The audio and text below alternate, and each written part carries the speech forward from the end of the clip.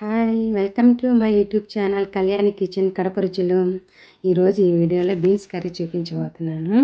Beans, టమోటాలు, onion శుభ్రంగా ఇలా కడిగి పక్కన ఉంచుకోవాలి. అందులోనే కొద్దిగా కొత్తిమీర కూడా వేసేసుకొని క్లీన్గా ఇలా కడుక్కొని పక్కన పెట్టుకోవాలి. మనకు దీనికి కావాల్సిన పదార్థాలు: టమోటాలు, కరివేపాకు, ఉల్లిపాయ, కారపొడి, ధనియా పొడి, గరం మసాలా, అల్లం వెల్లుల్లి, కొత్తిమీర, సాల్ట్. మీకు కావాలంటే ఇక్కడ అల్లం వెల్లుల్లి పేస్ట్ కూడా వేసుకోవచ్చు. నేను నా స్పైసీ తగినట్టు వేసుకున్నాను. కారపొడి 1 టేబుల్ స్పూను, ధనియా పొడి 1 tablespoon, half teaspoon garam masala వేసుకోండి. నేను కుక్కర్ తీసుకొని అందులో 1 గ్లాస్ వాటర్ వేసుకున్నాను. ఎక్కువ వేసుకోవద్దండి, మనకు 1 గ్లాస్ సరిపోతుంది. అంతకు మించి ఎక్కువ వేసుకుంటే మనకి ఎక్కువ వాటర్ అయిపోతాయి. అందుకే 1 గ్లాస్ వేసుకుంటే సరిపోతుంది. ఇప్పుడు మనం దీంట్లోకి సాల్ట్ వేసుకుందాము. తగినంత సాల్ట్ నేను ఇప్పుడే వేసేస్తున్నాను. ముక్కలకి అంతటికి పడుతుంది, బాగుంటుంది చప్పగా లేకుండా. ఇలా కలబెట్టుకున్న తర్వాత మనము కుక్కర్ మూత తీసుకొని పెట్టేద్దాము. ఇవి మీడియం ఫ్లేమ్లో 3 విజిల్స్ రానివ్వాలి. 3 విజిల్స్ రానిచ్చిన తర్వాత మనం ఒక స్ట్రైనర్ తీసుకొని అందులో ఇవి వేసుకోవాలి. ఆ నీళ్ళు వేస్ట్ చేయొద్దండి, అలాగే ఉంచండి.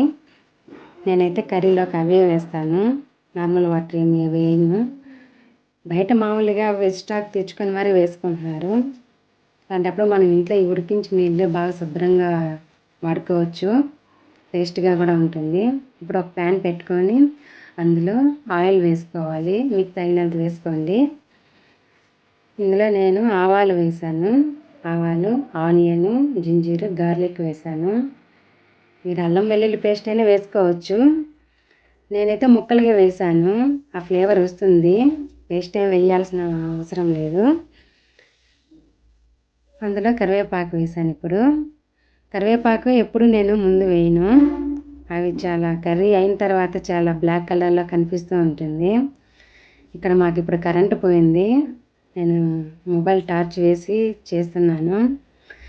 సన్నగా కట్ చేసి పెట్టుకున్న టమాటా ముక్కలు వేసుకోవాలి. అందులో తగినంత ఉప్పు, పసుపు వేసుకొని ఇలా ఒకసారి కలుపుకోవాలి. కలుపుకున్న తర్వాత ఒక ప్లేట్ తీసుకొని ఇలా మూత పెట్టేసుకోవాలి. ఒక 2 మినిట్స్ అలానే వదిలేయాలి. వదిలేసిన తర్వాత అలా బాగా మెత్తగా స్మాష్ అయిపోయింది. ఈ టైంలో మనము స్పైసెస్ వేసుకోవాలి. నేను నాటి టమాటాలు వాడతానండి, హైబ్రిడ్ వాడను. అందులో గుజ్జు రాదు, టేస్ట్ ఉండదు. నాటి టమాటాలు అయితే బాగుంటుంది, హెల్త్కి కూడా మంచిది. ఇందులో కారపొడి, ధనియాల పొడి, గరం మసాలా వేసి బాగా కలుపుకోవాలి. ఇది బాగా మసాలా మొత్తం కలిసిపోయేట్టుగా కలుపుకోండి. ఇది మీడియం ఫ్లేమ్లోనే ఉంచున్నాను, హై ఫ్లేమ్లో మాడిపోతుంది. ఇలా కలుపుకొని మనము ఒక 2 నిమిషాలు మూత పెట్టేసి అలా ఉంచేసేయాలి. లో ఫ్లేమ్లో అయినా చేసుకోవచ్చు, మీడియం ఫ్లేమ్ అయినా పర్వాలేదు. ఇలా ఆయిల్ అంతా పైకి తేలింది కదా, ఈ టైంలో మనకి కర్రీ బాగా ఫ్రై అయిందని అర్థము. ఇప్పుడు మనము బీన్స్ వేసుకోవాలి. ఇందులో బీన్స్ ముక్కలు నాకు కావాల్సినంత సైజులో నేను కట్ చేసి పెట్టుకున్నాను. మీకు నచ్చినట్టు ఎలా కట్ చేసుకుంటారో అలానే కట్ చేసుకోండి. మా పిల్లలు ఈ సైజులో అయితే ఎత్తుకొని తినేస్తారు. మరి చిన్న ముక్కలుగా అయితే రైస్లో కలిసిపోతుంది కదా, ఇబ్బందిగా ఉంటుంది వాళ్ళకి. అందుకని నేను అలా ఆ సైజులో కట్ చేసి వేసుకున్నాను. మూత పెట్టకుండా 1 నిమిషం అలానే వేయించుకోండి, బీన్స్ వేసి మూత పెట్టొద్దు. ఇప్పుడు నేను ఉంచుకున్నాను కదా బాయిల్ చేసిన వాటర్, అవి వేసేసుకోండి. 1/2 గ్లాస్ ఉంటాయి నాకు. మీకు ఇంకా పలుచగా కావాలంటే నార్మల్ వాటర్ వేసుకోండి, లేదు ఇంకా థిక్గా కావాలంటే 1/2 గ్లాస్ కూడా వేసుకోకూడదు, ఒక 100 ml వేసుకోండి వాటరు. ఇలా బాయిల్ అయిన తర్వాత ఒక ప్లేట్ పెట్టుకొని ఒక 2-3 నిమిషాలు ఉడికించుకోండి మీడియం ఫ్లేమ్లో. కొత్తిమీర వేసేస్తున్నాను. కొత్తిమీర వేసుకొని కలబెట్టుకొని సర్వ్ చేసుకోవడమే.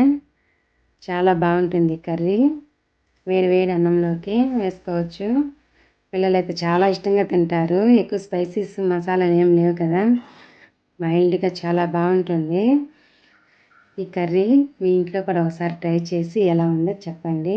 బాగుంటుంది. ఇది చల్లారిపోయిన తర్వాత కొద్దిగా ఇంకా థిక్నెస్ వస్తుందండి.